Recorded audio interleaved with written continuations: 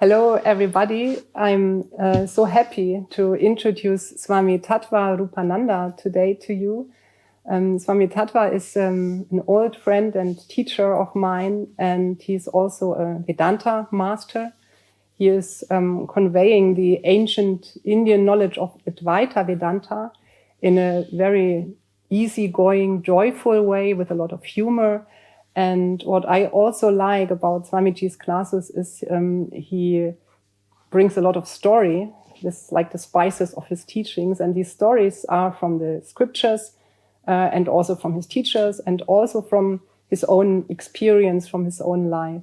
So I'm really happy to have you here today. Welcome, Swamiji. Namaste. Namaste. And you keep coming to Germany for the past 15 years, I think. And no, 2009 you said. Yeah. 14 years. 14 years, yeah.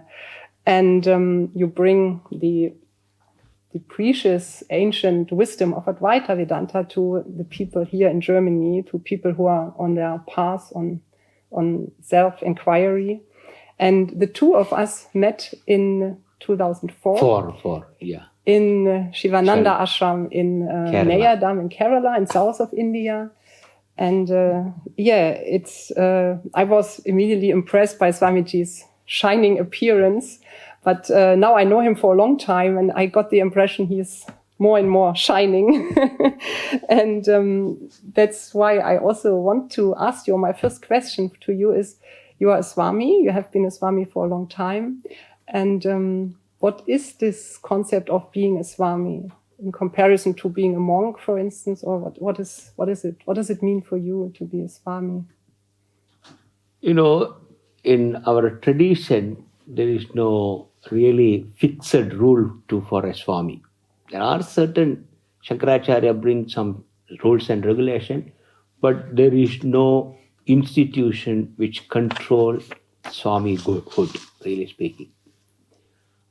Another very important thing, I never decide to be a Swami. Please, I'm very honest, because I was really fascinated by the Sanskrit literature and all these things. This was my passion, really. Therefore, to be a Swami is accidental. I studied. After studying, I recognized I like really this study of the Vedanta and the scriptures. And I thought to be Swami is good. No other distraction, I can be a Swami. Another important thing, Swami means it's a Sanskrit word, Swami. If I want to literally translate Swami means master. The next question, master of what? Master of your own body, your own mind, your own senses.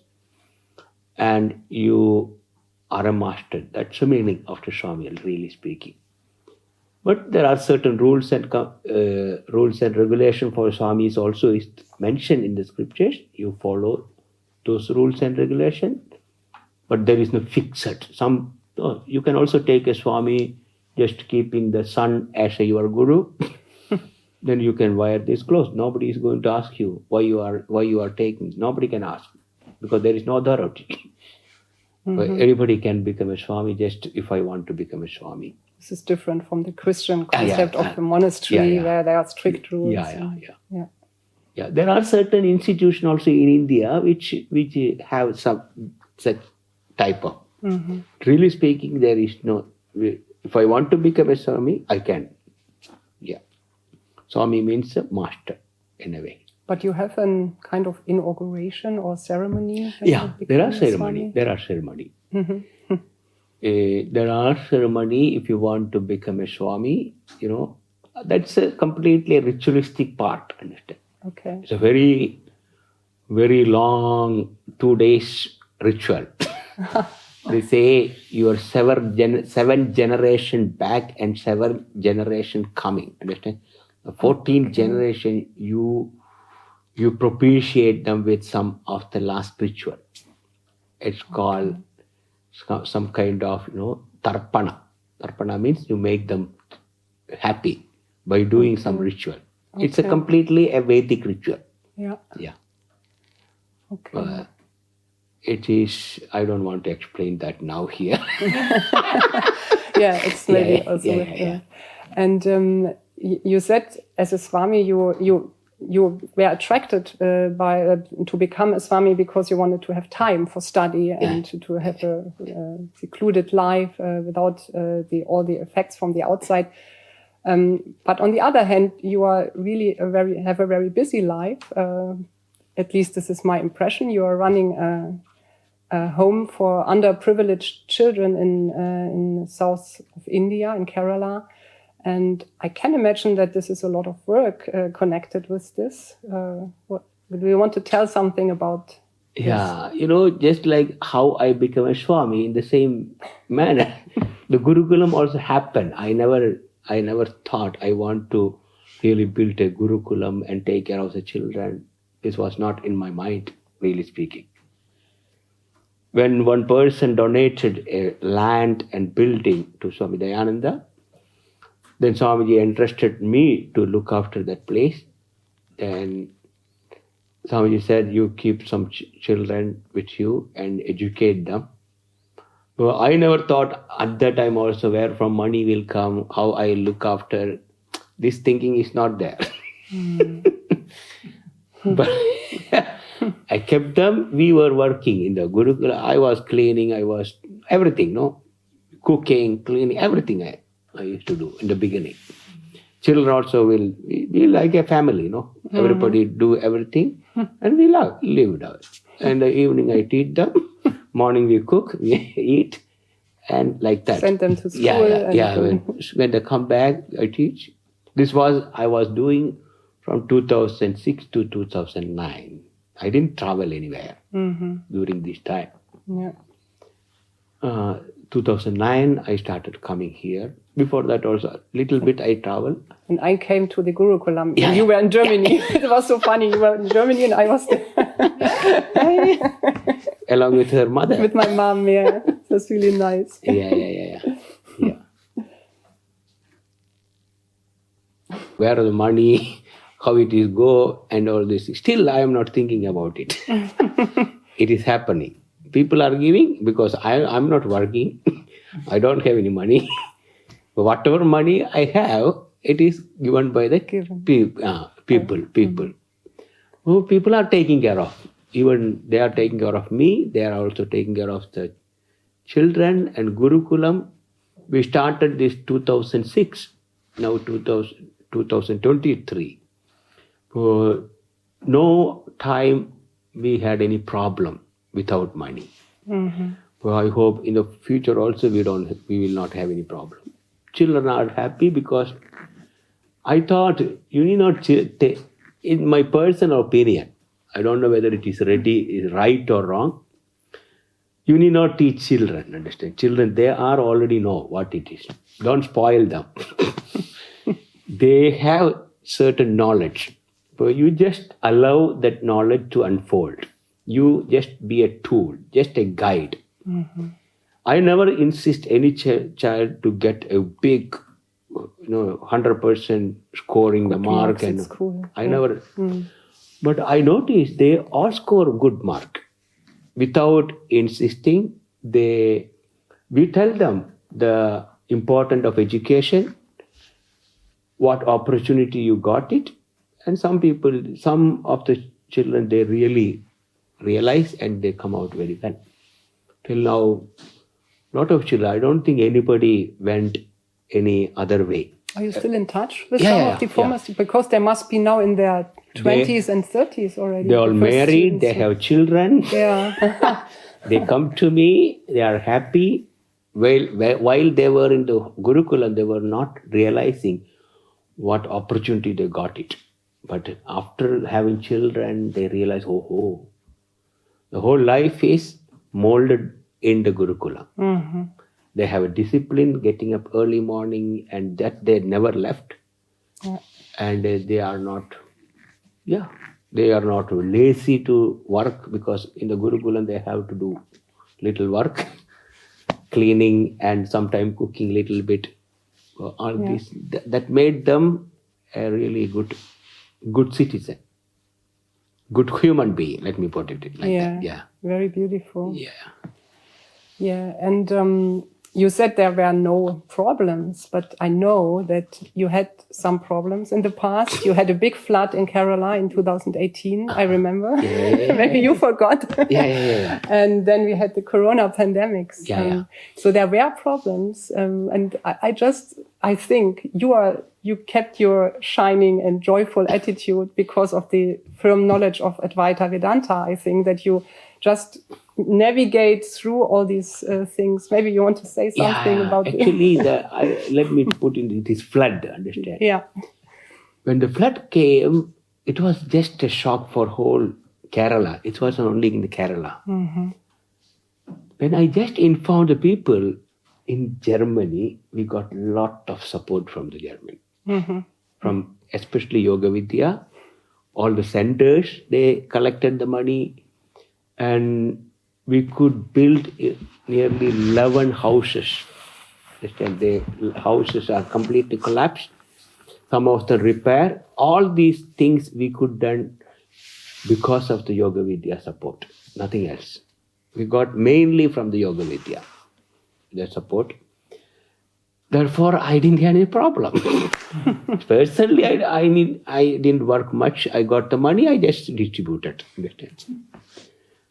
Of course, the corona was really a big shock because it shut down all completely. We closed the Gurukulam nearly 2 years. 2 years means not completely closing. Exam time children come and they go to the exam. Other time we send the money to their home to every children, because home also, the parents also doesn't have any job. But like that we managed, I would say. That was only, but still we didn't much suffer without money, I would say. Mm-hmm. We had not surplus or something to keep something like that, but it was okay. You were staying confident all the time about what is. Only thing I would say, I am not worried about it, because why there is no worry, I can anytime close. And I'm not really pressurized to do these things, something like that. There is no pressure to do. If it is going, yes, I am ready to work. I'm ready to do it. If nothing is coming, I stop it. But that flexibility, as a Swami, I have. Yeah, as a Swami and also as a Vedantin. As a knowledge. I think as a knowledge or Vedantin. This is actually what you teach us. Stay confident and don't let fear rule you, but try to rule your mind, because you are not this mind. Yeah. And maybe you have some other advice for people how to bring Vedanta into their life, to really face these challenges, because we know now from you that this challenge is not the challenge itself. It's how I see this challenge, how I look into it. Let me put it in this way. Generally, we always judge our life as a success and failure. Because once I heard from Swami Dayananda, there is no success and failure. It's all one angle of you looking at a situation in your life. When your expectation is fulfilling, you think it's a success. When it is not fulfilling, you call it is a failure. That's all. But in a way, we can say we have some life experience, understand? Experience is always we are encountering every day. Those experience, whatever I need to learn, I should be in a very, if I live a life, I should be an alert. I should have a learning mind, a mind which is ready to learn from each situation. Once you open your mind and look into it, your experience, you can learn a lot. Therefore, if a person, especially when we learn the Vedanta, this is the one which we have to develop. The alert living. Shankaracharya always say, in our mind there is a desire, anger, greed, all these things are there in our mind. When it come, we should know how to manage. We should be alert. At least they are there.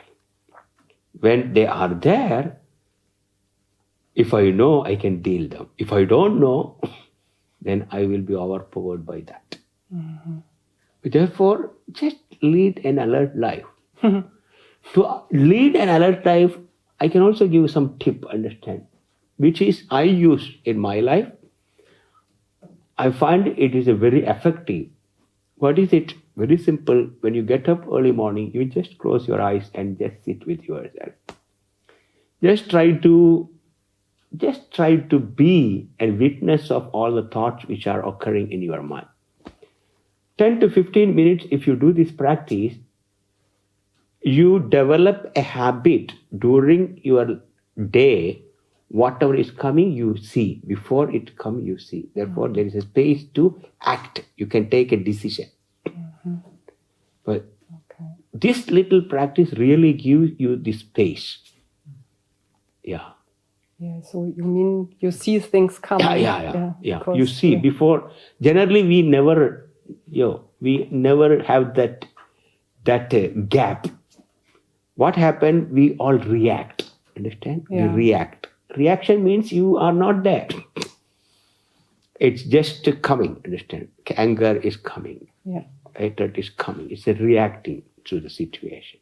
And we are overpowered by this anger and we become the anger ourselves. And also, once we overpowered by anger, what we have to do? Don't do anything. Better not.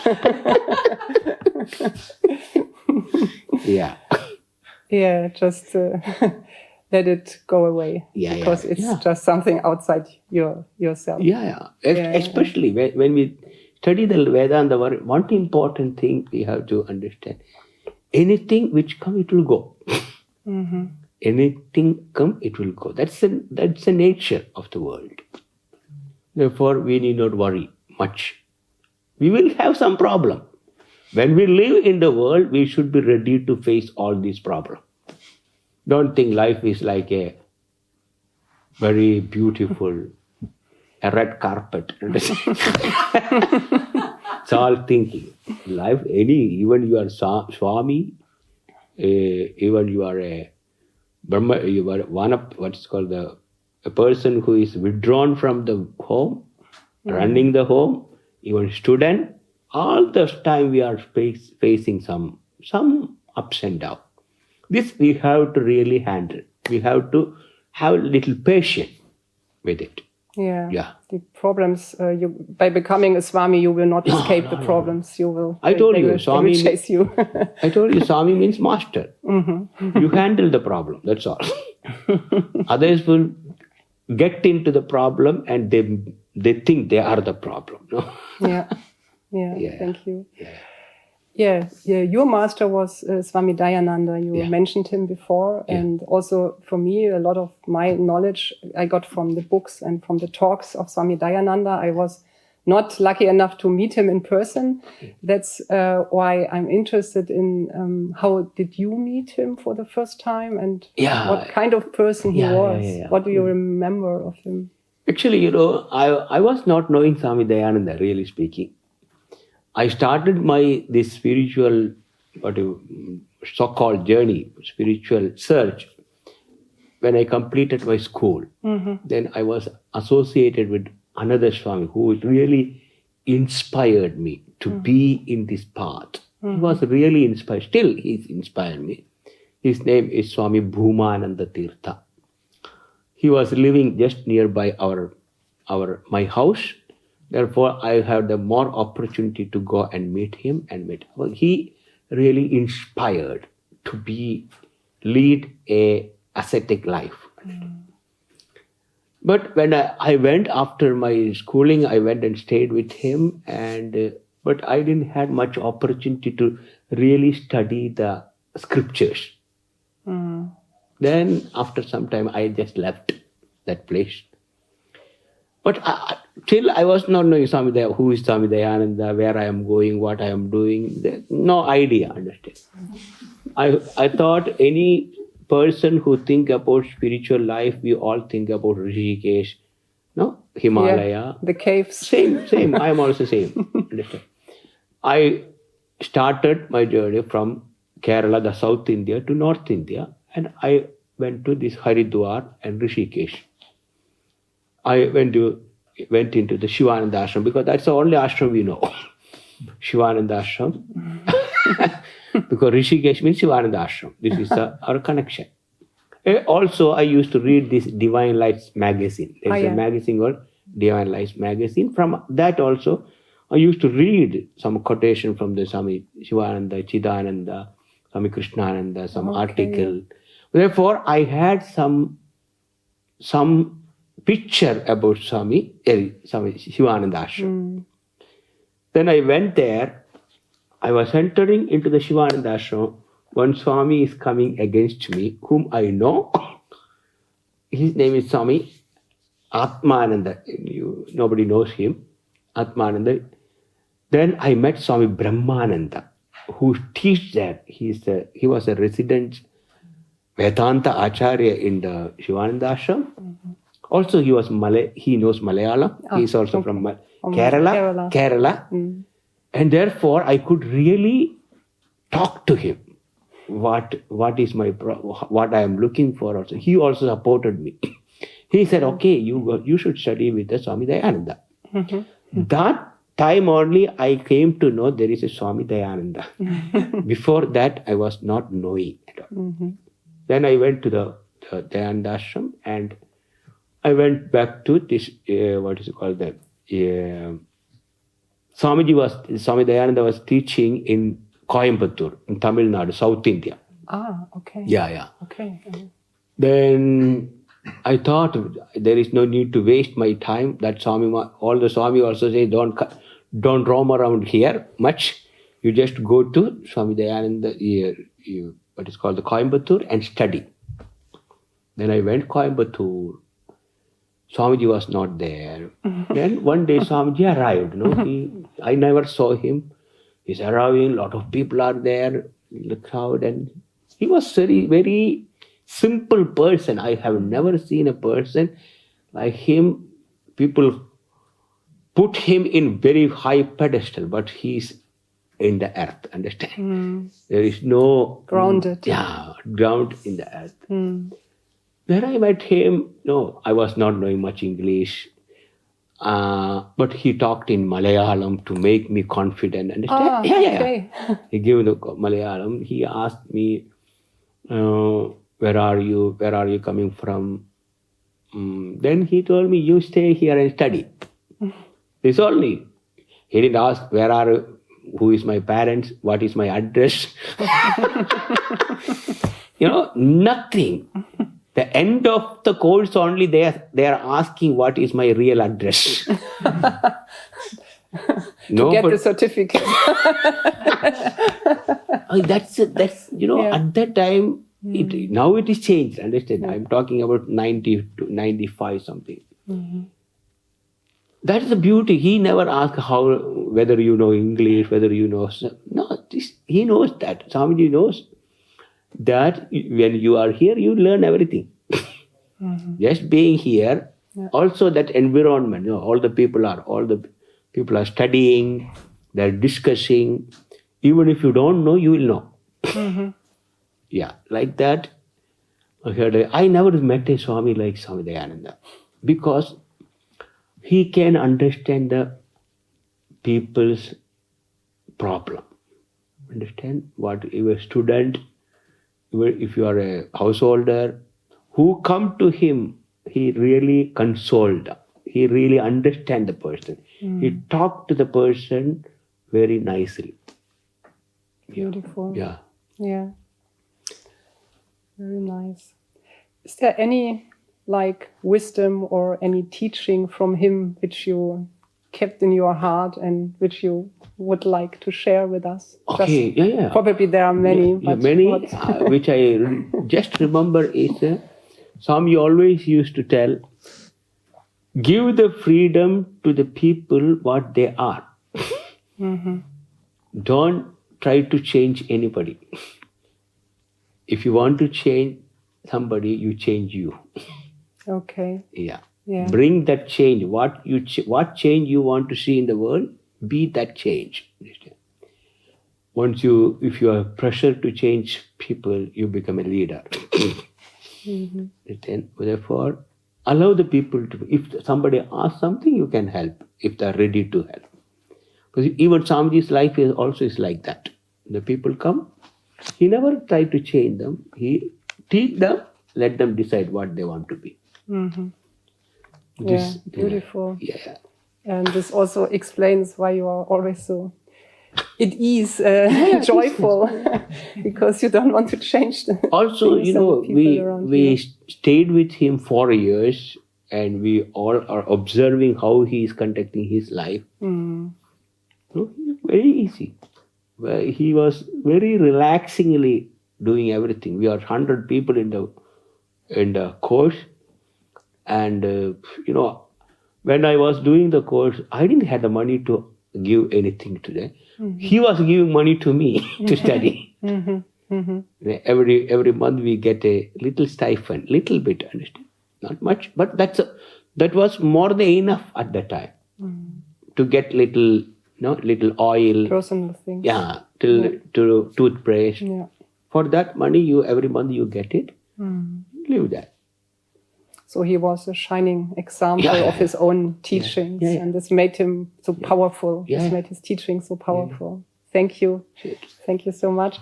Maybe one last question about, because maybe people are interested in you. Keep coming to Germany since 2008 now, I think? 2009. 2009, okay. And it's a long time, and almost every year you spend some weeks here in Germany.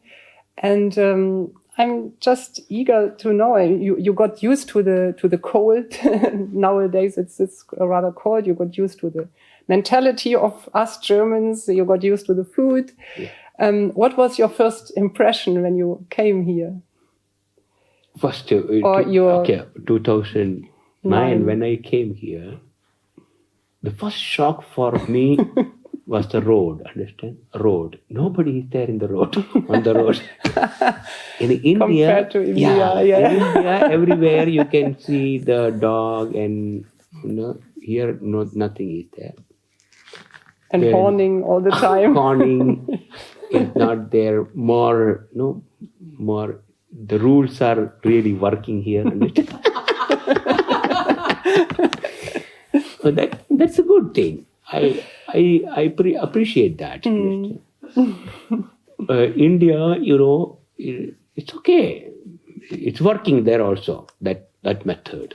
I cannot compare, understand. Here more system is really working.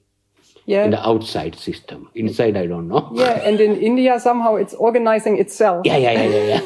Yeah, something like that. But that's a first impression for me. Then, okay, you have all the things are very well arranged, but human beings are same. In a way, when we meet the people and talk to them, there are cultural different, but basic problem is same in a way. Okay. Yeah. This is what I see, understand. Whether basic problem is a self-ignorant. All these differences are just names and forms, which are different, different habits and things. Yeah. Yeah. And do you have any final advice for the people who listen, for Germans in general, or? Yeah, I would say, as a teacher I try to share this Vedantic knowledge. We all are facing two kind of problem. I used to say topical problem and fundamental problem. Whatever during our lifetime, we are trying to solve this topical problem. This is never going to end. If I want to really completely solve my problem, I should know what is my fundamental problem. The fundamental problem of every human being is self-ignorance. I don't know me. To solve that, I need the self-knowledge. To get the self-knowledge, I have to prepare myself. Therefore, all spiritual practice is meant to prepare me to eligible to resolve or eligible to get into the self-knowledge. Self-knowledge solves the fundamental problem. Once fundamental problem is solved, you are free. So that's very important too. This is conveyed by the Upanishad. Therefore, Upanishad study is very important. Thank you. Yeah. It sounds easy, and actually it is easy, but you need commitment. Yeah, commitment. You need a commitment. Thank you so much, Swamiji, for this Namaste. good talk. Om. Om, Om.